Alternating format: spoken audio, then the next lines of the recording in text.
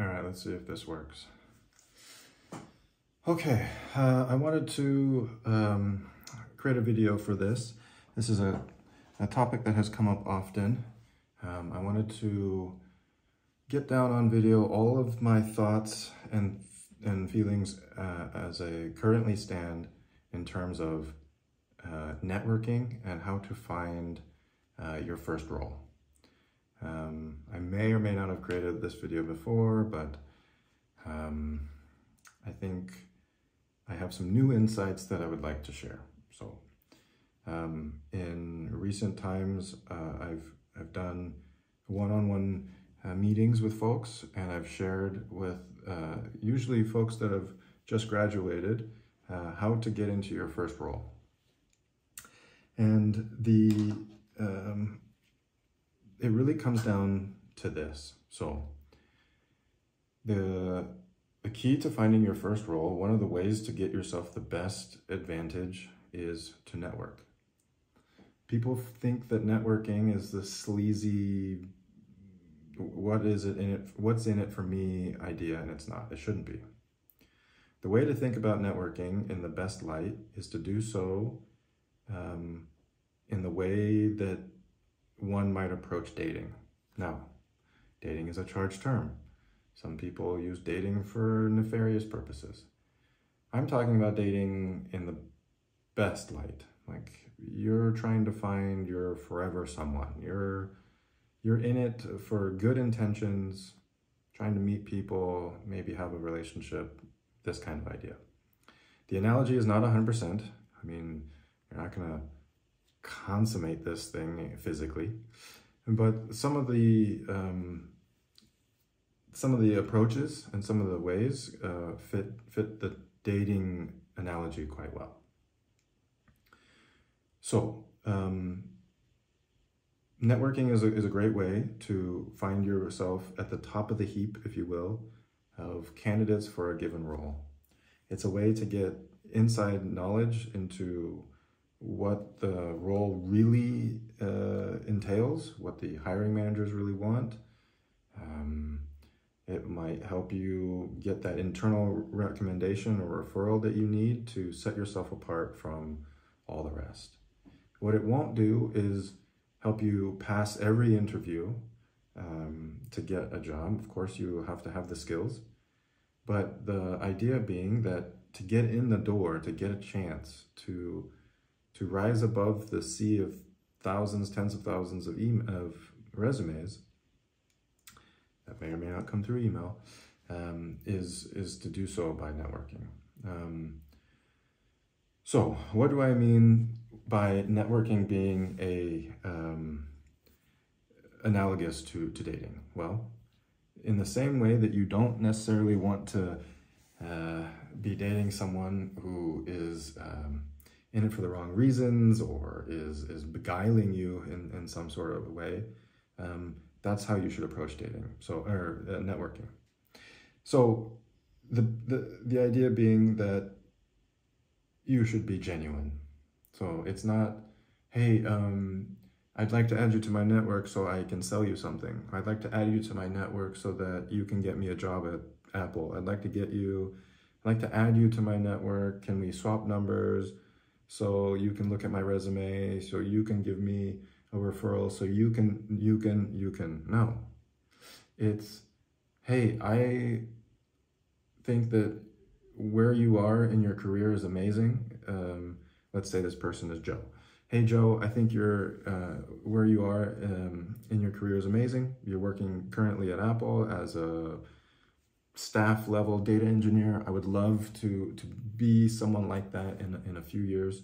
I just graduated. I would love to spend maybe 15 minutes of your time, 20 minutes of your time, maybe over coffee or over lunch, or maybe a quick Zoom call. If you wouldn't mind just giving me a few pointers, help me figure out the best ways to get into working at Apple. I just have a few questions. Thank you. That could be a LinkedIn message. That could be an email. That could be a 30-second pitch at a mixer, whatever. But it has a clear purpose. It has a focus. It starts off with you telling them what you think about them and asking for help. Unless someone is, just not interested completely, most people want to help you. You just kind of have to ask. In my experience, it doesn't take too much time out of my day to sit with someone for an hour or so, or to look at a resume and give back a few pointers, or to look over a resume and then consider folks in my network where this person might fit. But none of those connections would have happened without asking for them. So you might say, well, my LinkedIn network or my professional network doesn't exist. I would tell you that it does. You just haven't really considered it. Let's say you're starting from zero. Let's say you're a new graduate and you have nothing, no formal network. Let's use LinkedIn. It's the networking service that I'm most aware of. That being said, when Twitter was a big thing, I found a lot of folks that were connecting on Twitter with other engineers and bypassing a whole lot of things to get into top level roles. That's a very niche way of doing things. It can be done. So any of the social networks that have replaced Twitter could be the same thing, right? So on Blue Sky or Mastodon, if you develop a reputation and you develop connections with people and they see the work that you're posting about, you might get a DM, or you might be able to DM folks and say, hey, I noticed you posted about this role, or I noticed you work, hey Joe, I noticed you work at Apple. Is your team of SREs, site reliability engineers, or data engineers, or software engineers hiring? I'd love to work with you someday. Okay, so that's a very niche way of doing things, but what I'm talking about is something that's more approachable for everyone. And that's the more traditional approach, and that approach is usually on Twitter. Or not Twitter, sorry, on LinkedIn. So on LinkedIn, you might say, okay, I have no one. So first things first, let's create an account. Okay, so you create an account, that's good. It's good to upload a professional looking photo. You can get a photo taken from a friend or at a professional place. It doesn't have to be too fancy, just a photo of you that looks clear. Sign up with your name, etc. These kinds of things. This video isn't about the ideal LinkedIn profile. It's just, that'll be probably something else. But the idea being that a LinkedIn profile is key for getting this to work. So I don't have a network. I would say that you do. Consider people in your family. That's usually a good place to start. When you're born, you really have no one. You just have your parents or whoever raised you. These first interactions are your initial network, right? They're the people that take care of you. They should be the people that love you the most, that have your best interests. If not, look elsewhere. Look to friends, to schoolmates, to teachers. If you develop a good rapport with a university professor that is in a field that you are keen to join. This happens all the time at Stanford, for example, or these other engineering colleges. The professors are often working with startup incubators. So their top students in advanced computer science things, in machine learning, etc., might collaborate with the professor and launch a business, for example. The idea being is there is a network, you just don't know that it's there, and you probably haven't even asked people who they might know or who they might introduce you to help you get your first role, or help you learn more about this company, or have them look at your resume, these kinds of things. So let's go over that approach one more time. So you might say, let's do the parent thing. Let's say, hey, mom and dad, I just graduated with my degree in, let's say, communications, and I would like to get into PR, public relations. I really enjoyed my PR classes. Do you know anyone that has any connection to PR? Do you know? And then they might not know off the bat. They might need to sit on it, to think about it for some time. But then follow up, maybe in a couple of days. Hey, I asked a few days ago, do you know? And they might say, oh yeah, Jane down the street, our neighbor, her partner just launched a PR firm and they're looking for folks to do their, for a junior PR role, an intern PR role, whatever it is.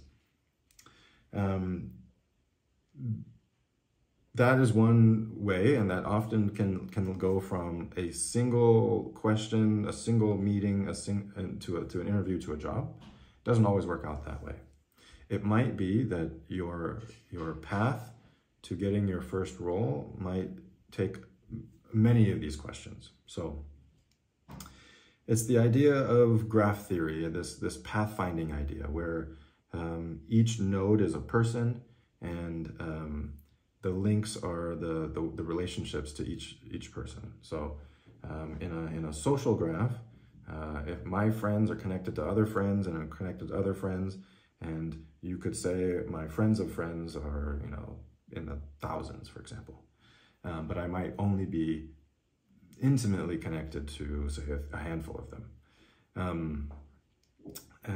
So that is one way. Another way is to do these kinds of what are often called, well, before Corona times, they would be informational lunches or informational interviews. What I would do generally would be to email or call or talk to someone that I wanted to just get to know better, to understand where they were coming from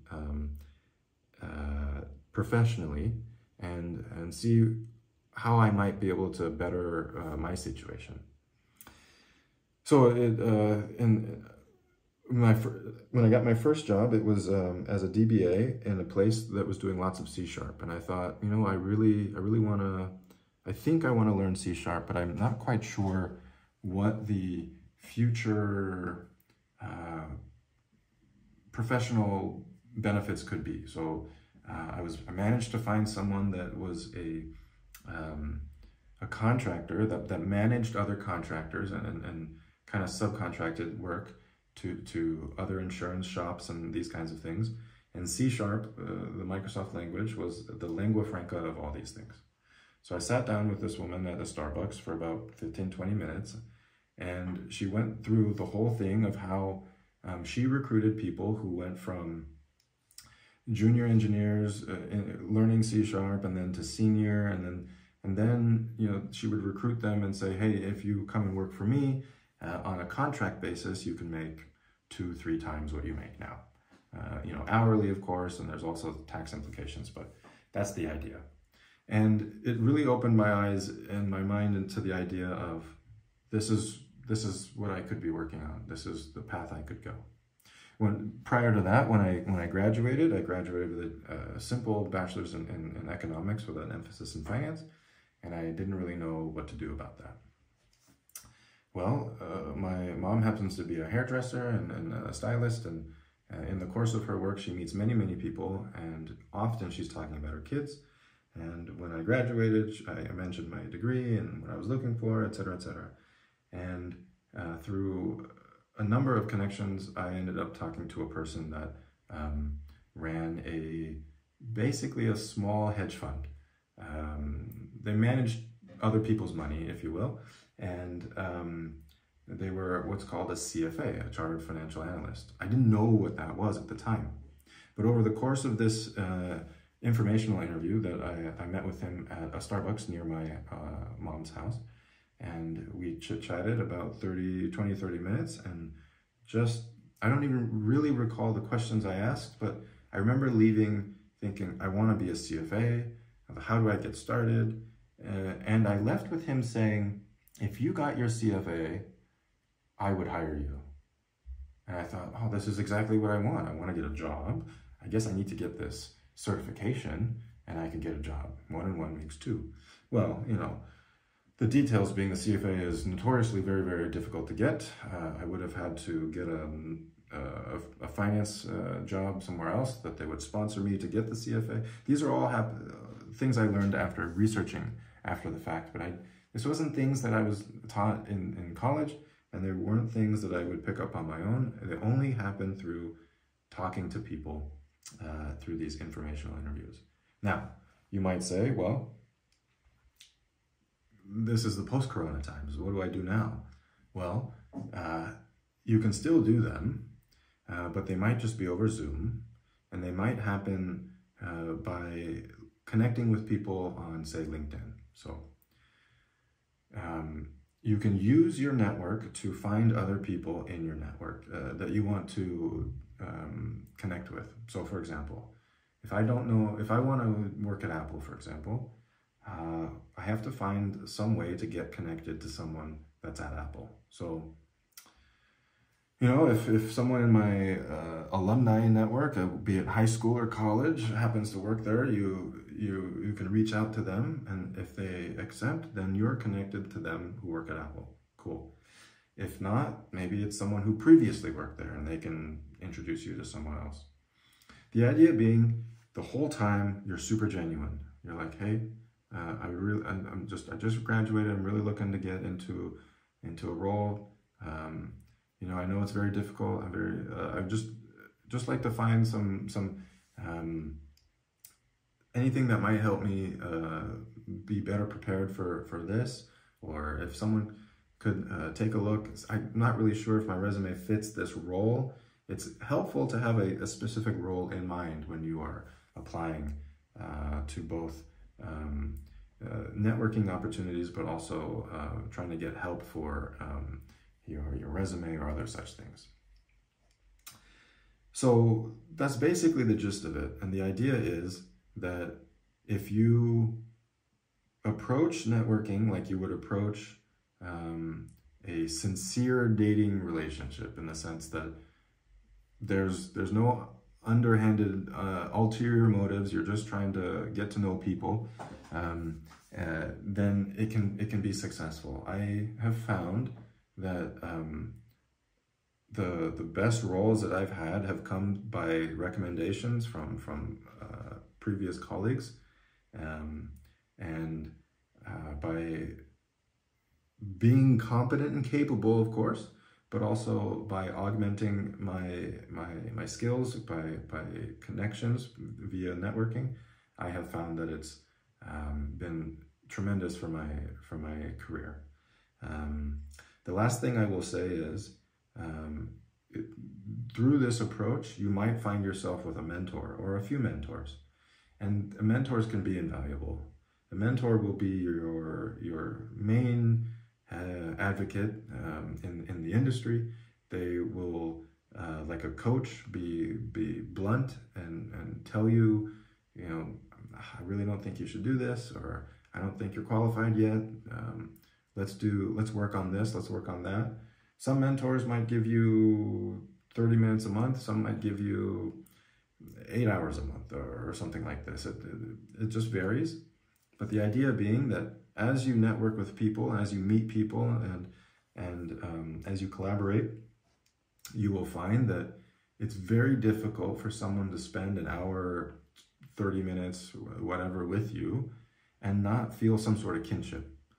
If you are going into a meeting and you're like, hey, I didn't know you, Joe, man, long time no see. I didn't know you were working at Apple. That's amazing. Tell me, how is it? What's it like? How'd you get in? How did you prepare? Obviously, you can't tell me what cool things you're working on. Apple is notoriously for being known for being secretive of such things. But what's it like? What's the campus like? Do you like your team? And people most of the time like talking about themselves. And I really do think that if more folks engaged in this non-ulterior motive networking with no guile, with no underhandedness, they will find great success. And so, yeah, that's just my spiel. addendum, final thing, if someone spends 30 minutes, 20 minutes, an hour with you and gives you one or two things to do, hey, I really think if you update this thing on your resume or your LinkedIn profile, or please talk to so-and-so, or hey, yeah, I'll give you a referral, please apply. Follow up. Please, please, please follow up. It makes the person who spent time with you feel amazing.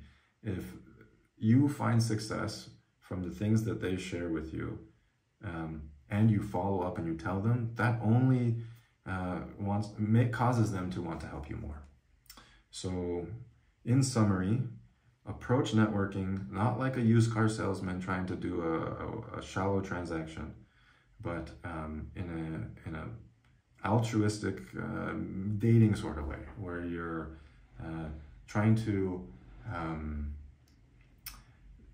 have mutually beneficial outcomes for both things. You're trying to grow your network, the other person is by nature growing theirs, and the two of you can help each other. There's usually a dynamic where one has more, quote, power or influence over the other, in the sense that the more senior career person has been around longer, so they only stand to gain feel-good points by helping you out. But on the flip side, I have found, at least in my previous role, on at least 2 occasions, folks that I have helped get jobs that happen to be at my same company and at my same team, on my team itself, they have proved to be some of the best engineers I've ever worked with. And if I were to start a company tomorrow, they would be the first that I would poach or try to poach, because I've seen their work. I know how hard they work. I know how competent they are. And we only came into contact because they messaged me on LinkedIn. So reach out, don't be shy.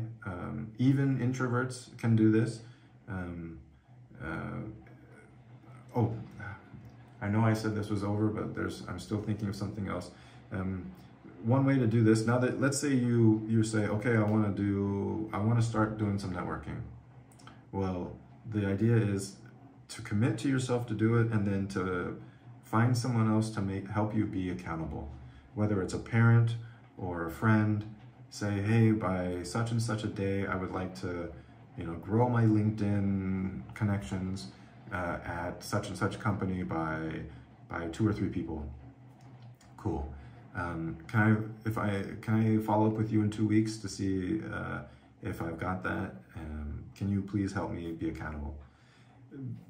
A process of creating plans, setting goals and creating plans, and then finding yourself accountable to someone else will help you achieve the goal. It's very difficult to achieve something if it's not written down, if there's not a tangible way to measure it, and there's no sort of responsibility kind of tied to it. So yeah, if you find this helpful, why don't you comment, let me know how it goes. I hope that this becomes a series. I will have some follow-up videos on things like improving your resume for using the star schema. There's tons of videos for this, of course, but I just found it after interviewing about 100 folks in my previous thing and looking at probably 200 or 300 resumes.